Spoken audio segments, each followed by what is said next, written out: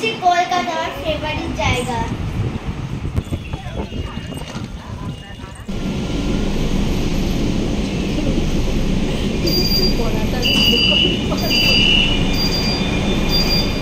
আসুন madam.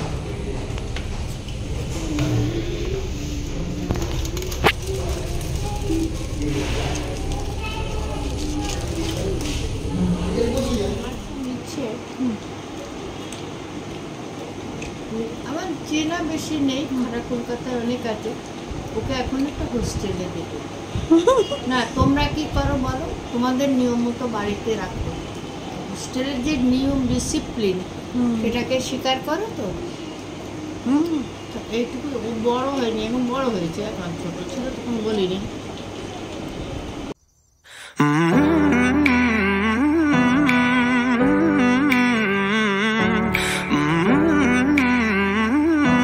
Hello friends, আশা করি তোমরা সবাই ভালো আছো। আমরাও খুব ভালো আছি।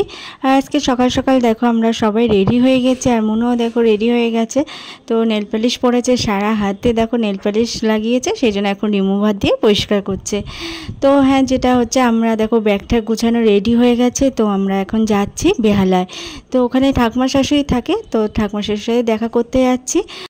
তো আমার বরের কলকাতা ভোটের ডিউটি পড়েছে, তো বললো যে চলো, মনুর যখন গরমের ছুটি আছে তোমরাও চলো আমার সাথে। তো মামের বাড়ির থেকে ওর ভোটের ডিউটিতে যাওয়া আরও সুবিধা হবে। এখন যাচ্ছি কলকাতা, আমার ফেভারিট জায়গা। তো আমি এখন দেখো রেডি হয়ে গেছি। তো 9:30টায় আমাদের ট্রেন, তো চলো দেখতে থাকো।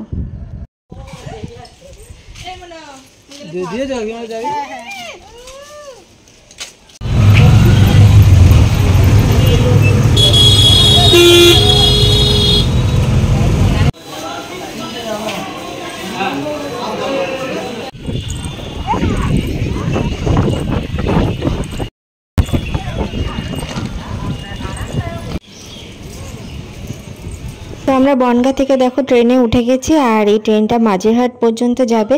আর মনু দেখো ওদিকে বাবার কোলে ফোন নিয়ে শুয়ে পড়েছে ফোন দেখতে।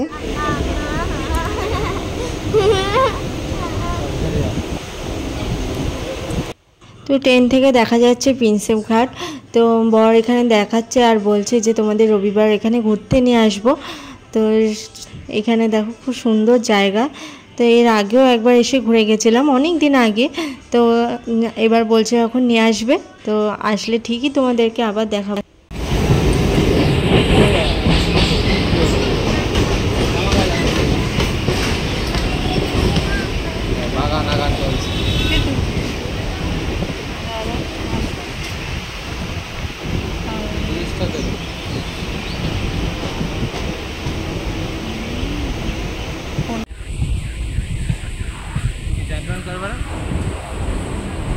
দরকার নেই, তাহলে বিকেলবেলা আজকে গঙ্গা আরতি দেখা কি দুপুর না বিকেলে আসতে হবে।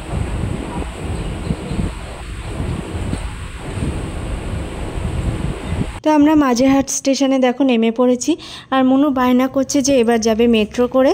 তো আমরা মেট্রোতে দেখো উঠেও পড়েছি, কিন্তু এই মেট্রোতে ওঠার পরে তো ভয়ানক একটা কাণ্ড হয়ে গেছে, মানে মেট্রোতে ওঠার আগে। তো তোমাদেরকে বলবো ঠিকই, কিন্তু এখানে দেখো সবারই মুখ চোখ খুবই খারাপ অবস্থা, কারণ ভীষণ বড় একটা অ্যাক্সিডেন্ট হয়ে গেছে। তো যাই হোক, চলো তোমাদেরকে বলছি। নামতে পারছি, আমার পায়ে ব্যথা লেগেছে।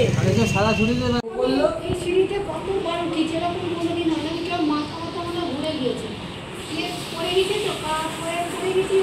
আমার ব্যথা লাগেনি, ওই বেশি গেছে, তো আমার উপর দিয়ে তারপরে নিচে পড়ে।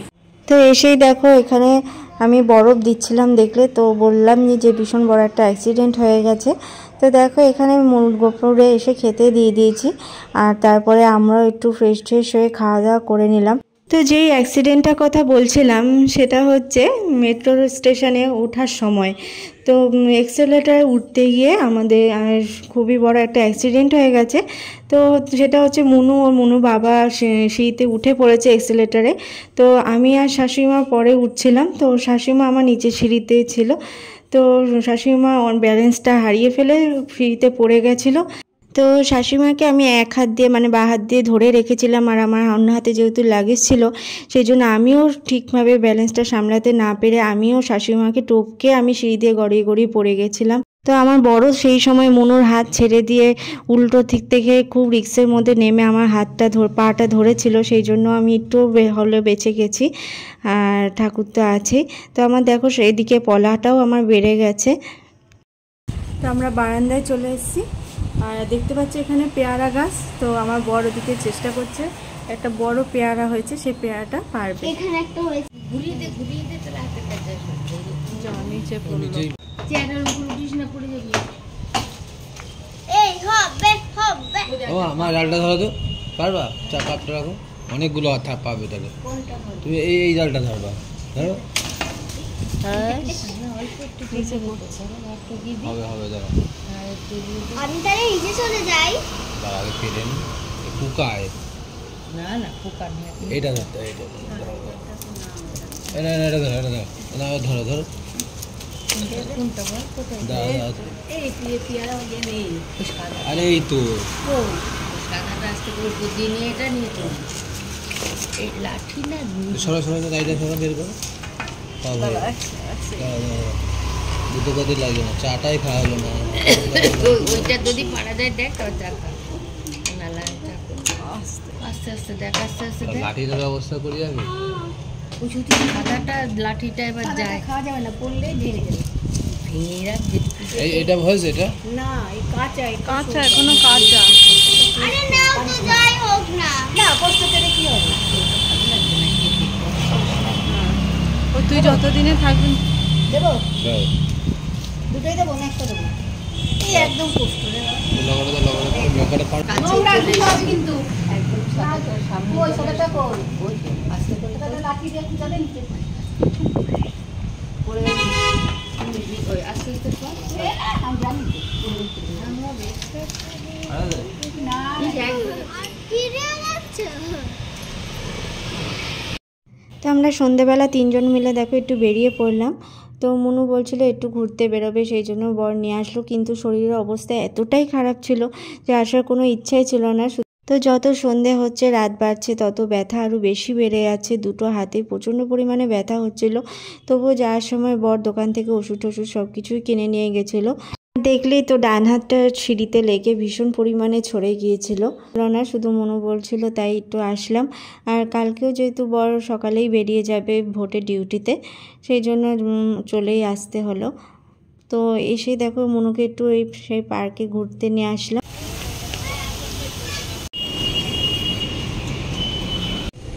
আসুন ম্যাডাম।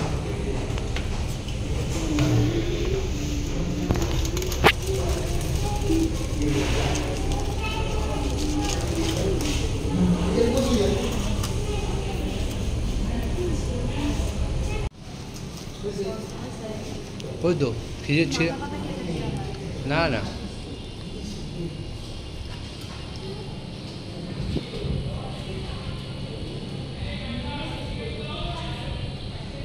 অটোমেটিক কালো হয়ে যাচ্ছে কেন?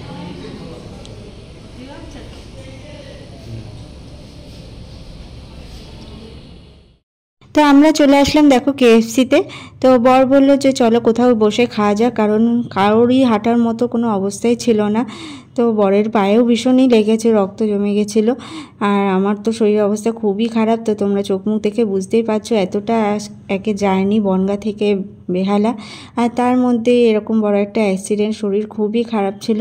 তো আমি কোনো রকমে ভিডিওটা করছি, হাতও তুলতে পারছিলাম না।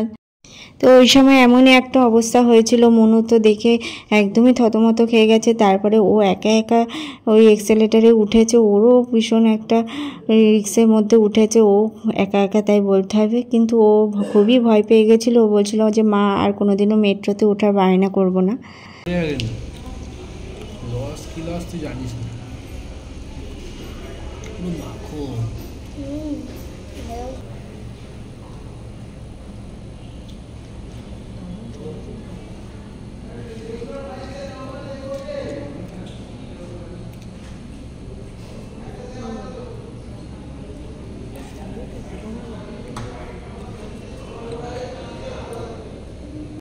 তো তো এরপরে আমরা বাড়ির সামনে চলে এসেছি, আর এখানে একটা পাড়ার দোকানে আমরা কিছু কেনাকাটা করার ছিল, সেই জন্য কিছু জিনিস কিনছিলাম।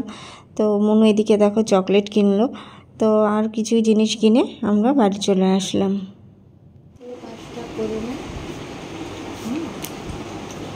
আচ্ছা সত্যি দেখো, আমার খুব ইচ্ছে,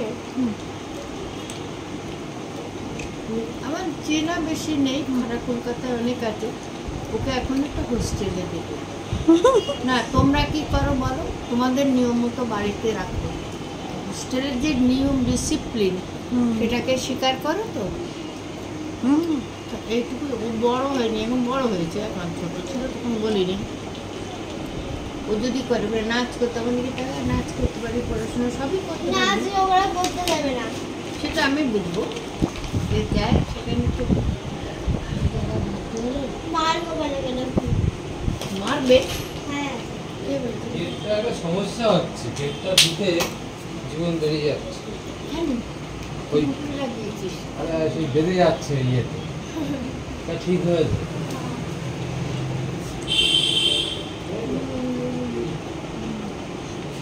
পরে আমরাও খাওয়া দাওয়া করে গোপুরেও খেতে দিয়ে দিয়েছি।